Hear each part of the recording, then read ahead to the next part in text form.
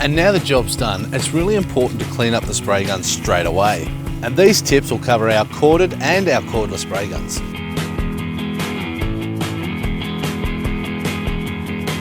Always check the back of the paint tin for the ideal cleaning solutions. Because we've used water-based paint, we're going to use water as our cleaning solution. Make sure you remove the battery before you start. Start by removing the paint pot. Return any unused paint to the tin. We'll make sure the pot and suction tube are clean first. Give it a good scrub. Fill the pot with clean water. We're going to run this through the spray gun until the spray runs clear. Keep refilling the pot if needed and empty the pot once you've finished.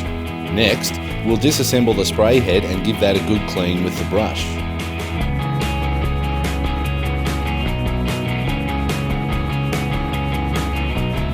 The most important part is to ensure that you thoroughly clean the nozzle with the needle.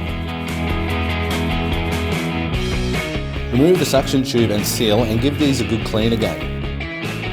And you can also buy other paint spray cleaning kits from your local Bunnings.